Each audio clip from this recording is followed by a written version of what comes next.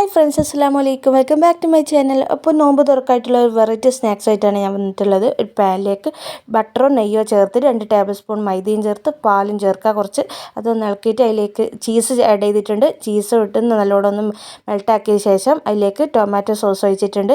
അപ്പോൾ കുറച്ച് നുള്ളു ഉപ്പും കുരുമുളക് പൊടി ഇടാൻ മറക്കരുത്. അടുത്തതായിട്ട് ക്യാബേജ്, ഒരു ഉള്ളിയും ഫ്രൈ ചെയ്ത ചിക്കനും ഇട്ട് നല്ലോണം ഒന്ന് മിക്സാക്കി വെക്കുക. അപ്പോൾ ബണ്ണ് 2 ഭാഗമായിട്ട് ഞാൻ മുറിച്ച് മാറ്റിയിട്ടുണ്ട്.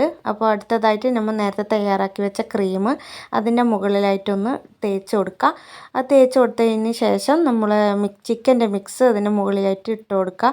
അപ്പോൾ എല്ലാത്തിലും ഒന്ന് ഇട്ട് കൊടുത്തതിന് ശേഷം നമ്മൾ വീട്ടിൽ തയ്യാറാക്കിയ ഫ്രഞ്ച് ഫ്രൈസാണ്. അപ്പോൾ അത് അതിൻ്റെ മുകളിലായിട്ട് ഒന്ന് ഇട്ട് കൊടുക്കുക.